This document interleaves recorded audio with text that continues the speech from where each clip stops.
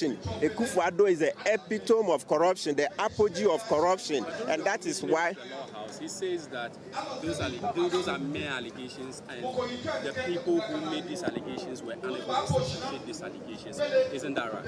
Yeah, he says so. You don't expect him to admit. I mean, he wouldn't admit. But ask Akufo-Addo, the 800 million he added to the Ameri deal, where was he taking that $800 million to? $800 million. That's what he added to the Ameri deal. And then he had to use Boakye Jaku as a scapegoat and sacked him and said he was misled. Akufo-Addo was running away with $800 million. That one too, is an allegation. What was his response? Didn't he say that he was misled? Meanwhile, Boakye Jaku says he wasn't involved in the transaction beyond a certain point. He says the transaction was between Akufo-Addo and Gabi. And they added $800 million and they were caught. That one is an allegation. Why doesn't he mention the $800 million? Mr. Kpebu, you come in as a neutral voice. Yeah.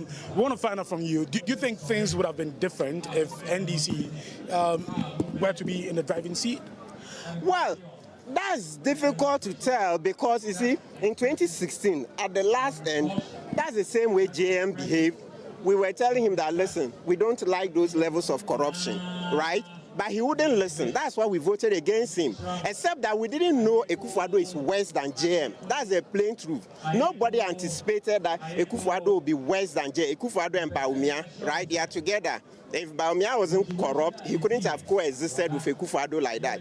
Nobody knew. We all thought that being a lawyer, and you see, one thing that resonated with us was that he said, I come in now, and he was 73.